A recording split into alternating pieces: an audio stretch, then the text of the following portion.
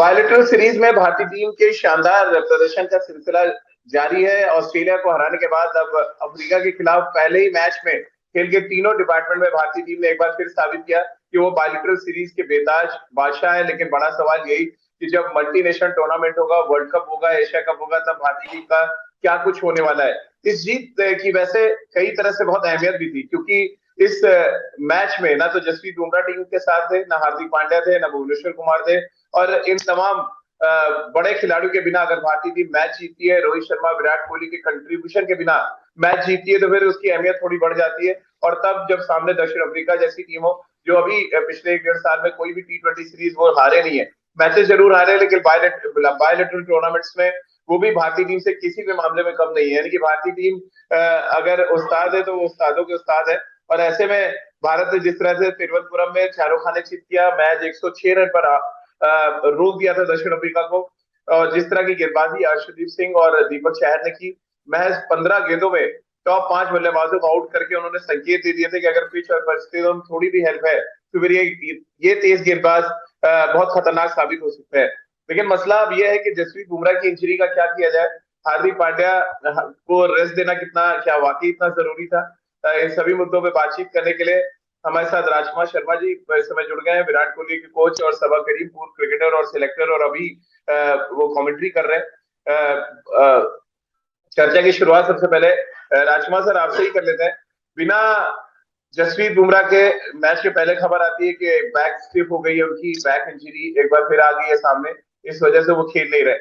हार्दिक पांड्या को पहले ही रेस्ट दे दिया गया था और भुवनेश्वर कुमार को भी रेस्ट। इन सब के बीच में यंगस्टर्स के प्रदर्शन के दम पे हमने मैच जीता। क्या इसकी थोड़ी अहमियत इसलिए बढ़ जाती है, हालांकि बायलेटरल सीरीज को बहुत ज्यादा सबब तवज्जो देते नहीं है। नहीं, देखिए, इम्पोर्टेंट तो है कि हम अपने मेन प्लेयर्स के बिना जीते हैं। और गेंदबाजी बिल्कुल हल्की लग रही थी जब ये पता लगा कि जसप्रीत बुमराह फिर नहीं खेल रहे हैं, भुवी को आराम दे दिया गया है, हार्दिक पांड्या भी नहीं है टीम में। तो मैं पूरा क्रेडिट देना चाहूंगा अर्शदीप सिंह को और दीपक चाहर को कि जिस तरह की गेंदबाजी की पहले 15 बॉलों में साउथ अफ्रीका जैसी स्ट्रांग टीम की 5 विकेट आउट कर देना, तो वहीं से वो बैकफुट पर चले गए थे। तो बहुत शानदार गेंदबाजी है। लेकिन राजीव, यहाँ पर प्रश्न वही उठता है फिर कि हम अपने बेस्ट 11 के साथ क्यों नहीं खेल रहे, कब खेलेंगे, कब वो हाँ, प्रिपरेशन होगी, क्योंकि इसके बाद सिर्फ 2 ही मैच बचे हैं अब वर्ल्ड कप में जाने से पहले।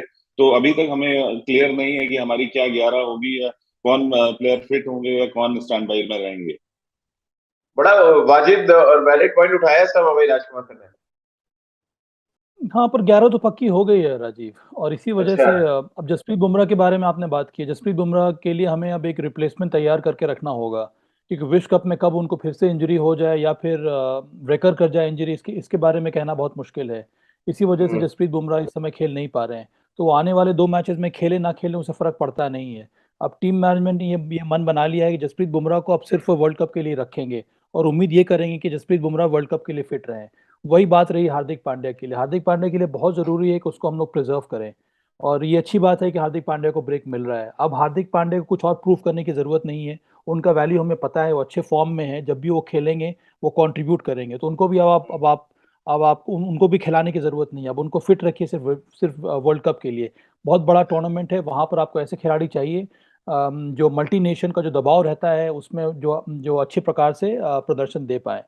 इसीलिए बहुत ज़रूरी है कि आपकी जो 11 के बाहर में जो खिलाड़ी हैं, जो 15 में हैं, जो 11 में नहीं है, उनको आप मौका देते रहें। क्योंकि अंत में विश्व कप के समय कौन खिलाड़ी इंजर्ड हो जाए ये कहना बहुत मुश्किल है इस समय।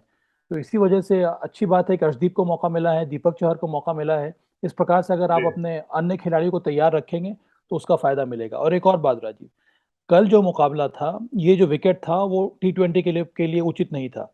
इससे हम हम्म। कुछ भी अंदाजा नहीं लगा सकते हैं, और इससे मुझे पता है राहुल द्रविड़ जिस तरह के कोच हैं वो इससे भी, इस परफॉर्मेंस से भी कैरिड अवे नहीं होंगे। हम्म। उनको मालूम है कि कौन ऐसा खिलाड़ी है, कौन ऐसा बॉलर है जो बड़े प्लेटफॉर्म पे में परफॉर्म करेगा। तो वो बात अलग हो गई। कल का विकेट T20 के लिए एकदम माकूल नहीं है। यहाँ इस तरह के विकेट पे आप T20 खेल नहीं सकते हैं। फिर जो टीम पहले बल्लेबाजी करती है उसका उसके लिए बहुत बड़ा डिसएडवांटेज रहता है। और कल तो हम्म। भारत जो बल्लेबाजी करने आई तब भी विकेट में वही थोड़ी बहुत जान थी। वो अलग बात है कि सिर्फ आप 106 रन चेस कर रहे हैं, तो फिर वहां पर चेस करना आसान हो जाता है। पर एक बहुत बड़ी बात कल हुई है राजीव, जिसके बारे में किसी ने बात नहीं की है। वो है सूर्य कुमार यादव का अर्धशतक लगाना और उसी स्ट्राइक रेट के साथ अर्धशतक लगाना, और ये बहुत बड़ा पॉजिटिव रहा है भारत के लिए। बिल्कुल राजकुमार सर, ये बड़ा वैलिड पॉइंट सभा माई ने उठाया कि हमें बिना जसप्रीत बुमराह के खेलने की आदत डालनी पड़ेगी, और वर्ल्ड कप में क्योंकि इंजर्ड हो गए तो बड़ी परेशानी, और इसीलिए आज हम चर्चा इस बात को लेकर कर रहे हैं कि अगर हमारे मेन खिलाड़ी अवेलेबल नहीं है तो क्या हम वर्ल्ड कप जीतने की स्थिति में है? क्या अर्शदीप, दीपक चहर, सूर्य कुमार यादव जैसे खिलाड़ी हमें भरोसा दिला रहे हैं, आपको लग रहा है? देखिए राजीव, कॉन्फिडेंस तो रखना होगा इनके ऊपर, क्योंकि इनमें प्रतिभा की तो किसी में भी कोई कमी नहीं है, बहुत टैलेंटेड क्रिकेटर्स हैं। लेकिन हाँ, वो वर्ल्ड कप एक बहुत बड़ा प्लेटफॉर्म होता है, तो वहां पर ये देखना होता है कि यंगस्टर कितना किस तरह उस प्रेशर को झेलते हैं, क्योंकि वर्ल्ड कप में आप समझ सकते हैं कि बहुत ज्यादा प्रेशर रहता है किसी भी यंगस्टर के लिए खासकर। और वही इसीलिए वहां पर कहा जाता है कि आपको अपने एक्सपीरियंस्ड प्लेयर चाहिए होते हैं। लेकिन जसप्रीत बुमराह वाकई में एक बहुत बड़ी चिंता का विषय है। अगर वो अनफिट हो जाते हैं तो भारतीय गेंदबाजी पे बहुत ज्यादा फर्क पड़ने वाला है, क्योंकि ये वही एक ऐसे राजकुमार सर, गेंदबाज। क्या पोटेंशियल आपको नजर आ रहा है? दीपक चहर एक लंबे अरसे के बाद खेलते हैं, अच्छी लाइन और लेते गेंदबाजी करते हैं। अर्शदीप एक ब्रेक के बाद आते हैं, बहुत सटीक लाइन, जैसे सभा भाई कह रहे हैं, हम सब मान रहे हैं कि पिच में मदद थी और T20 के लिए आइडियल विकेट नहीं थी, बट आपको राइट एरिया में गेंद पिच करनी पड़ेगी, क्योंकि दक्षिण अफ्रीका जब जब नहीं गेंदबाजी करने हमने देखा कि नौकी जरा भी लाइन से भटके तो उनकी पिटाई हो गई, नौकी जबकि ज्यादा नहीं रफ्तार में बिल्कुल अर्शदीप और दीपक चहर से। ऐसे में आप कैसे देखते हैं, पोटेंशियल नजर आ रहा है कि जसप्रीत बुमराह नहीं है तो ये गेंदबाज बैकअप बॉलर के रूप में काम करेंगे? बिल्कुल राजीव, वो तो है ही, बहुत शानदार गेंदबाजी की है। साउथ अफ्रीका को 15 रन पर 5 विकेट, 15 गेंदों में 5 विकेट उनके आउट हो गए थे। तो ये एक कोई छोटा मोटा अचीवमेंट नहीं है, और दैट टू यंगस्टर्स के लिए, कि उन्होंने इस तरह की गेंदबाजी की। लेकिन हाँ, विकेट थोड़ा सा मतलब अनप्लेबल सा ही लग रहा था। मैं ये कहूंगा कि बहुत अच्छा नहीं था T20 क्रिकेट के लिए। तो मुझे लगता है कि काफी कॉन्फिडेंस मिला होगा दोनों ही गेंदबाजों को और टीम मैनेजमेंट को भी, कि अगर बुमराह नहीं है तब भी हम फाइट कर सकते हैं। और अब तो हमारे पास यही ऑल्टरनेटिव है, अब इसके अलावा हमारे पास कोई ऑल्टरनेटिव भी नहीं है। हमें इन्हीं प्लेयर्स को अपने बैक करना होगा, उन्हें कॉन्फिडेंस देना होगा कि इन केस अगर सीनियर बॉलर्स नहीं फिट होते तो आपको ही जाके वहां डिलीवर करना है, और ये कैपेबल हैं बॉलर्स वो डिलीवर करने के लिए। अब सभा भाई, अगर जसप्रीत बुमराह अवेलेबल नहीं है, टॉप 3 गेंदबाज कौन लग रहे हैं आपको वर्ल्ड कप के लिए? क्या आप दीपक चहर को इस समय प्लेइंग 11 में देख रहे हैं, या आप चाहेंगे कि उनको स्क्वाड में शामिल किया जाए? देखिए, जसप्रीत बुमराह अगर फिट नहीं है तो उनको दीपक चहर को आपको लाना पड़ेगा स्क्वाड में, क्योंकि अभी इस समय वो स्टैंड बाई में है। और जो आईसीसी के रूल्स हैं बहुत क्लियर है, अगर कोई खिलाड़ी इंजर्ड होता है और पूरे टूर्नामेंट के लिए अवेलेबल नहीं है तब आपको तभी आप एक रिजर्व प्लेयर को ला सकते हैं टीम में, तो वहां पर मौका जरूर है। मुझे तो प्रसन्नता ये हुई जिस तरह से अर्शदीप सिंह ने नई गेंद से गेंदबाजी की, क्योंकि अगर हाँ, अगर वो नई बॉल से भी विकेट ले पा रहे हैं, उनमें वो क्षमता नजर आ रही है, तो फिर वो एक शानदार रिप्लेसमेंट हो सकते हैं, चाहे वो भुवनेश्वर कुमार के लिए हो या फिर जसप्रीत बुमराह के लिए क्यों ना हो। क्योंकि भारत की समस्या क्या है, भारत की समस्या ये रही है कि नई बॉल से हम विकेट नहीं लेते और हमारे डेथ ओवर्स में परेशानी होती है।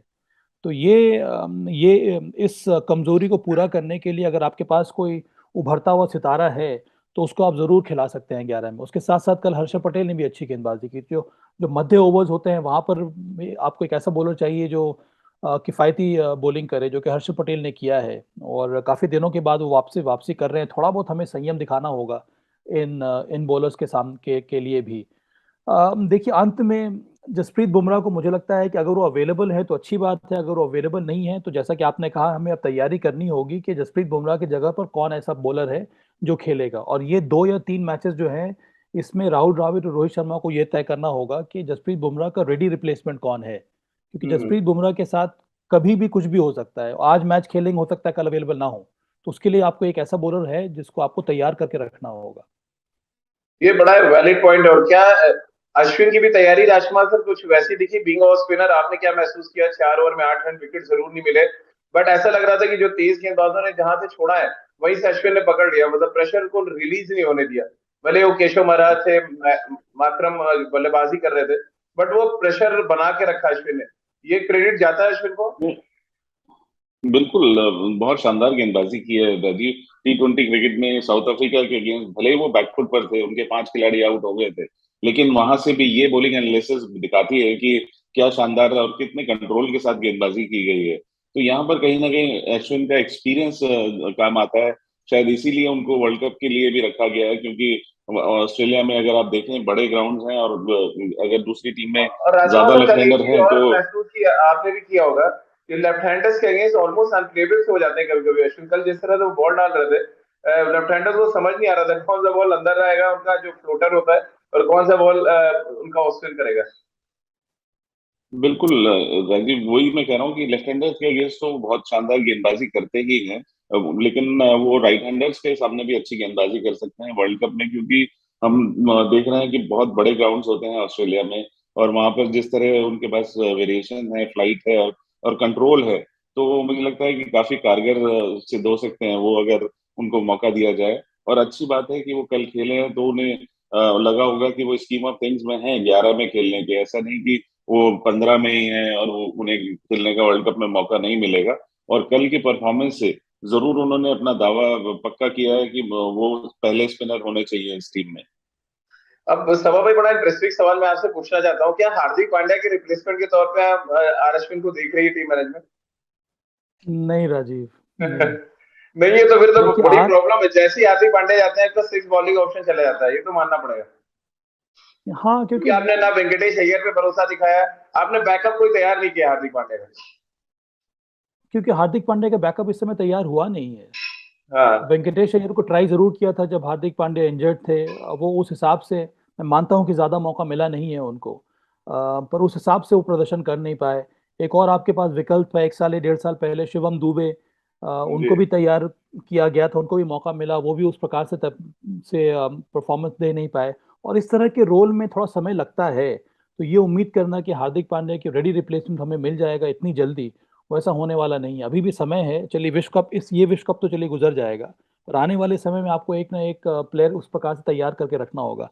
आर अश्विन हम्म। के बारे में एक और बात मैं जोड़ना चाहता हूं जो राजकुमार शर्मा ने कही है, कि अगर आप मॉडर्न डे लेफ्ट हैंडर बल्लेबाज से पूछेंगे तीनों फॉर्मेट में कि कौन ऐसा स्पिन गेंदबाज है जिसको आप खेलना पसंद नहीं करेंगे, तो सभी सभी के सभी बल्लेबाज सिर्फ एक एक ही स्पिनर का नाम लेंगे, वो है आर अश्विन।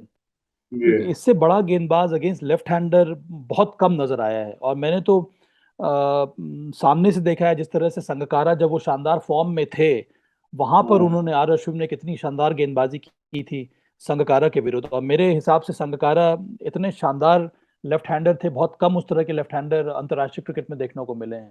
तो इस समय फॉर्म काफी अच्छा है आर अश्विन का, और ये बहुत ही अच्छा संकेत है भारतीय टीम के लिए। तो मैंने एक वैलिड क्वेश्चन उठाया था यहाँ पे लेफ्ट हैंडर्स के अगेंस्ट अब, लेकिन राजकुमार सर, उस क्वेश्चन को मैं आप तक भी लाना चाहूंगा। क्या हार्दिक पांड्या के रिप्लेसमेंट के तौर पे तैयार किया जा सकता है अश्विन को? क्योंकि बैटिंग वो अच्छी करते हैं, हर कोई जानता है उनको, हमने आईपीएल में देखा है पिंच हिटर के तौर पे भी आते हुए। क्या एक एक ऑप्शन हो सकता है, क्योंकि दूसरा ऑप्शन है ही नहीं आपके पास कोई। नहीं राजीव, लेकिन ये ऑप्शन नहीं है, क्योंकि जो बल्लेबाजी हार्दिक पांड्या की है सीरियल में वो खारिज कर दिया आप दोनों लोग। अश्विन अश्विन की बल्लेबाजी को अश्विन सीरियल में अश्विन खारिज से करते हुए सबा करीम और राजकुमार सर ने। राजकुमार सिर्फ एक ही बैकअप तैयार हो सकता है जो तैयार होने के लिए के लिए रेडी नहीं है, वो है रितेंद्र सिंह सोढ़ी। अगर आप इन्हें वो लेकिन करके भेजिए तो फिर अलग लेजेंड्स में बात है। है। वो हाँ, वो लेजेंड्स लेजेंड, में है ना, तो हाँ वहां इसीलिए, पर उनकी जरूरत है, इसलिए वो वहां से छोड़ेंगे नहीं। इसीलिए वहां पे, हाँ, वो वो प्रायोरिटी चाहते प्रायोरिटी हुए भी वो वहां पे, होगी तो। हाँ, वो चाहते हुए भी हम्म, वहां पे नहीं जा सकते, क्योंकि उनकी कमिटमेंट लेजेंड्स के लिए है इस समय। बिल्कुल। जी जी, राजकुमार सर बात पूरी करें। तो मेरा मानना है कि अश्विन एक यूजफुल बल्लेबाज जरूर हो सकते हैं राजीव, लेकिन आप उनको एक मैच विनर की तरह, हार्दिक पांड्या की तरह नहीं देख सकते। वो उनके बहुत हाँ। अच्छे कॉन्ट्रीब्यूशंस रहे हैं बल्लेबाजी में भी, कोई डाउट नहीं है। और गेंदबाजी में तो जैसा अभी साबा ने भी कहा कि कोई मुकाबला नहीं है उनका, वो शानदार स्पिनर है। लेकिन हाँ, बल्लेबाजी में उनके कंट्रीब्यूशन जरूर रहता है, वो जीत में उनका योगदान रहता है। लेकिन आप उनको इस तरह नहीं बैक कर सकते कि वो एक ऐसा प्लेयर है जो 4 ओवर में अगर 50 रन चाहिए तो अश्विन जाके बना देगा। वो आप एक्सपेक्टेशन हार्दिक पांड्या से ही करते हैं कि वो फिनिश करेंगे मैच को। तो रिप्लेसमेंट उनका नहीं है, लेकिन वो अपनी जगह पर है, और अश्विन एक अच्छे ऑलराउंडर की तरह अपनी जगह अलग से बनाते हैं। अब सभा भाई आ जाते हैं मैच जीतने पे, जो सबसे बड़ी कमी छुप जाती है। मैं एक बड़ा इंटरेस्टिंग स्टैट आपको बताता हूँ। के राहुल ने कल अर्धशतक लगाने के लिए 56 गेंदें खेली हैं, और इंडियन T20 हिस्ट्री में सबसे स्लोएस्ट हाफ सेंचुरी थी कल जो उन्होंने बनाई। ठीक उसी के उल्टा सूर्य कुमार यादव बैटिंग कर रहे थे, उन्होंने 34 गेंदों पे अर्धशतक लगा दिया। अब सूर्य कुमार यादव मसलन अगर क्रीज पे ना हो तो ऑलमोस्ट मैच आपका लास्ट ओवर तक चला जाए, अगर 100 ओवर का क्रिकेट भी आप 100 रन भी अगर आप रन चेज कर रहे हैं। कैसे आप देखते हैं ये स्ट्राइक रेट एक बड़ा मुद्दा है इन दिनों। पहले 6 ओवर में हमने सिर्फ 6 ओवर में 17 रन बनाए, एक विकेट गया। साउथ अफ्रीका का मुकाबले अगर तुलना करें, 6 ओवर में 5 विकेट उनके गिर गया था, फिर भी उन्होंने 30 रन बनाए। हाँ राजीव, मुद्दा है, पर कल के मैच में ये मुद्दा कभी भी नहीं रहा, क्योंकि अच्छा। कल का विकेट कुछ अलग किस्म का था, अनप्लेबल विकेट पे। जरूरी ये है कि आप टिक कर बल्लेबाजी करें, और वहां पे आपको स्ट्राइक रेट पर नजर डालने की जरूरत ही नहीं है। ये तो स्पेशल स्किल है सूर्य कुमार यादव का कि उस तरह के विकेट पे भी उन्होंने अपने हिसाब से ही रन्स बनाए। और इसके बारे में हम, आपको याद होगा, एक दो दिन पहले भी हम लोगों ने बात की थी कि सूर्य कुमार बिल्कुल। यादव की विशेषता यही है कि जो मोमेंटम के साथ वो बैटिंग कर रहे हैं, उसी मोमेंटम को आगे लेकर जा रहे हैं, चाहे दबाव में हो टीम या फिर खराब विकेट हो, जो कि अच्छी बात है। अगर वहां पर वो अपने गेम में परिवर्तन करेंगे तो फिर इसी लय को वापस लाना बहुत मुश्किल हो जाएगा सूर्य कुमार यादव के लिए। तो वो तो भारत के लिए अच्छा है कि उसी लय में वो बैटिंग कर रहे हैं। पर केएल राहुल के लिए अच्छा ये रहा कि एक तो उन्होंने रन बनाए, उन्होंने समय बिताया विकेट के ऊपर। उस तरह के विकेट पर हम ये नहीं उम्मीद कर सकते हैं कि हर एक खिलाड़ी सूर्य कुमार यादव की तरह ही रन बनाएगा, ये बल्लेबाजी करेगा। ये कुछ ज्यादा ही हमारे एक्सपेक्टेशंस अलग हो जाते हैं यहाँ पर। अपने हिसाब से आपको सिचुएशन के लेकिन मुताबिक ऑस्ट्रेलिया रन में तो बनाने हैं। ऑलमोस्ट ऐसी विकेट मिलने वाली है सब, भाई फिर कैसे होगा? नहीं मिलेगी राजीव, ये अच्छा, वहां ऐसे पे जो विकेट नहीं मिलेगा। टी ट्वेंटी की विकेट वहां पे हार्ड और बाउंसी होंगे, अनप्लेबल विकेट्स नहीं मिलने वाली हैं। तो राजकुमार वहां सर, पे आप मान विश्व रहे कप हैं का टेबल विकेट था मुकाबला कल वाला का? है आईसीसी। राजीव, कल का विकेट T20 के लिए ठीक नहीं था, क्योंकि नहीं, बहुत अनप्लेबल ज्यादा सभा भाई, सपोर्ट थी वहां। अनप्लेबल था। विकेट ठीक नहीं था, अनप्लेबल में अनप्लेबल बड़ा विकेट फर्क है है। वो राजीव। मतलब T20 में ऐसा विकेट नहीं होता है राजीव, कभी भी, कि आप को इतनी सहायता मिलती हो कि बॉल कांटा बदल रही हो पहली बॉल से। तो थोड़ा सा आपको देना होगा यहाँ अच्छा, मैं आपको बड़ा इंटरेस्टिंग स्टैट बता रहा हूँ। वर्ल्ड T20 जो पे हमारे बल्लेबाजों फुल मेंबर्स हैं, गेंदबाजों के लिए उनमें भी। उनमें सबसे स्लोएस्ट राजकुमार सर हाफ सेंचुरी जो है वो कल लगी है। उससे पहले 54 गेंदों पे गौतम गंभीर ने बनाई थी, 53 गेंदों पे शोएब खान जूनियर, 50 गेंदों पे एंजेलो मैथ्यूज, 50 पे मार्टिन गुप्टिल और 85 गेंदों पे ड्वेन ब्रेवो। यानी कि के राहुल इन सबसे आगे निकल गए। देखिए, कल कंडीशंस ऐसी थी राजीव, और बहुत बड़ा स्कोर भी भारत नहीं चेज कर रहा था, और सामने से सूर्य खेल रहे थे, तो केएल राहुल टाइम ले सकते थे कि दूसरे एंड से वो स्ट्राइक कर रहे थे, तो वो सेकंड फिडल में खेल रहे थे कि आप उनको सपोर्ट कर रहे थे, और बहुत बड़ा स्कोर भी भारत को चेज नहीं करना था। और साथ साथ उसके विकेट भी थोड़ा सा मुश्किल था बल्लेबाजी के लिए। तो इसलिए बहुत ज्यादा चिंता का विषय नहीं है कल, क्योंकि उनकी स्ट्राइक रेट अगर देखा जाए केएल राहुल की। अब दूसरा स्टैट बता दूं सभा भाई, आपको बड़ा इंटरेस्टिंग है सूर्य कुमार यादव को लेके। जितनी भी हाफ सेंचुरी उन्होंने लगाई है T20 फॉर्मेट में, अभी तक 9 हाफ सेंचुरी वो लगा चुके हैं। सब में उनका स्ट्राइक रेट 160 से ऊपर करा है। और दो मैं ऐसी तो इनिंग्स बस हैं, यही, तीन राजीव ऐसी मैं इनिंग्स तो हैं अब जहां पे 200 के ऊपर स्ट्राइक रेट है। मैं तो बस प्रार्थना यही कर रहा हूँ कि यही फॉर्म विश्व कप के हर एक मैच में हमें देखने को मिले। तब भारत के जो चांसेस हैं चैंपियनशिप जीतने के, वो बहुत ज़्यादा बढ़ जाएंगे। देखिए, मुझे तो अब ये लगता है राजीव और राजकुमार, कि हमारी तैयारी जो है वो पूर्ण हो चुकी है।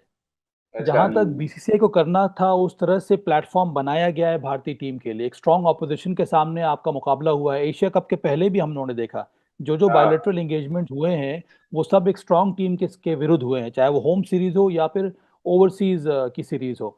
और इस बार भी विश्व कप के पहले इतने स्ट्रांग ऑपोजिशन के सामने आपको खेलने का मौका मिल रहा है। टीम आपकी अनाउंस हो चुकी है, आपने टीम चुन ली है। जब भी इस प्रकार के बायलैटरल एंगेजमेंट्स होते हैं, वहां पर हमारा दबदबा हमेशा से कायम रहता है। आपको मालूम है कि कौन से खिलाड़ी 11 में खेलेंगे आने वाले समय में। अब ये अंत में निर्भर करता है खिलाड़ियों के ऊपर कि ये जो दबाव बनता है विश्व कप का या मल्टीनेशनल टूर्नामेंट का, वहां पर हम अपने आप को किस प्रकार से ढालते हैं।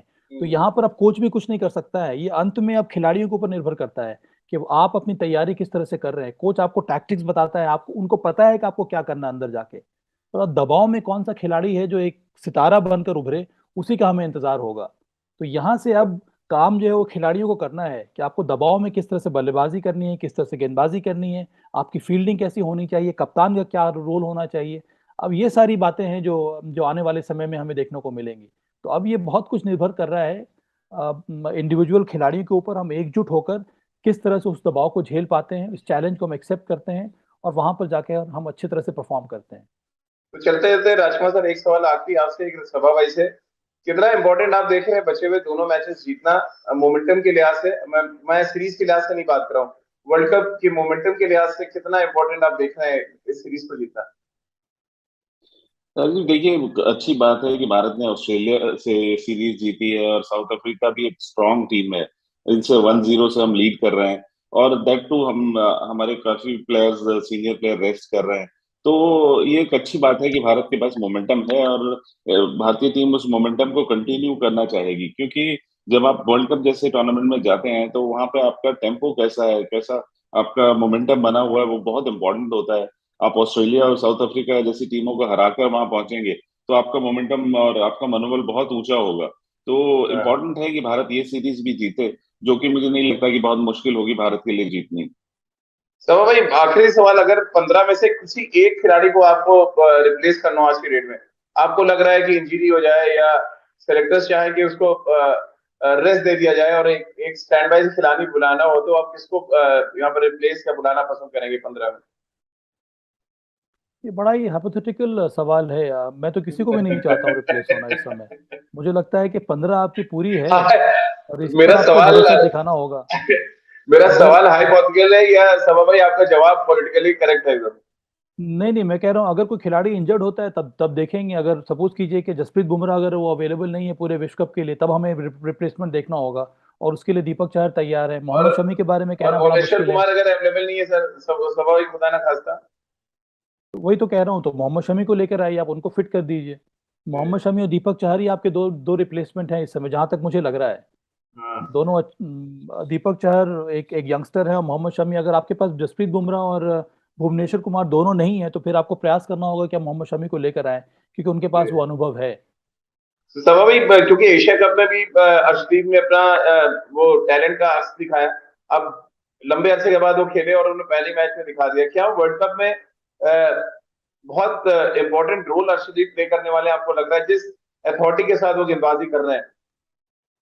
मुझे लगता है कि बहुत ही स्ट्रॉन्ग ऑप्शन बनकर उभरे हैं। हाँ, अगर हम बॉलिंग कॉम्बिनेशन पर देखें तो जसप्रीत बुमराह हो गए, हर्षल पटेल हो गए, तो एक स्ट्रॉन्ग ऑप्शन है हर्षदीप सिंह। बिल्कुल। क्योंकि वो उनको भी खिलाया जा सकता है। उसके ऊपर एक और बात है, खिलाने के चांसेस क्यों बढ़ जाते हैं, क्योंकि अगर आपके पास अक्षर पटेल है और वो पावर प्ले में गेंदबाजी कर सकता है, तो एग्जैक्टली फिर आप exactly. अर्शदीप से हो सकता है सिर्फ एक ही ओवर कराएं और फिर अंतिम के 2-3 ओवर उनको बाद में कराएं। तो इस तरह के विकल्प आपके पास मौजूद हैं। अर्शदीप के फॉर्म को देखते हुए लग रहा है।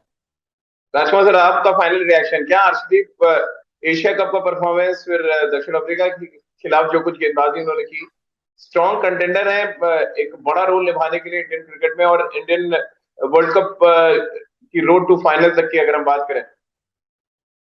बिल्कुल राजीव, इस प्रदर्शन से मुझे लग रहा है कि वो 11 में जरूर खेलेंगे और मेरा तो यह मानना है कि शायद जैसी वो परफॉर्मेंस कंसिस्टेंटली दे रहे हैं कि वो हर्षद पटेल से पहले शायद भारतीय 11 में हाँ खेलें। और जी। एक वेरिएशन भी है वो, और डेथ ओवर्स बहुत अच्छे डालते हैं। तो एक अच्छी जिम्मेदारी है उनके कंधे पर अगर वो उसको निभा पाए, जिसकी मुझे पूरी आशा है कि वो निभा पाएंगे।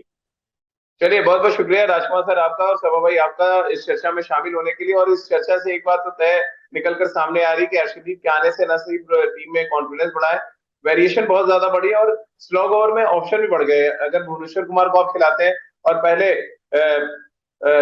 4 ओवर उनसे लगातार आप गेंदबाजी करा देते हैं, तो अर्शदीप और जसप्रीत बुमराह मैच को फिनिश कर सकते हैं।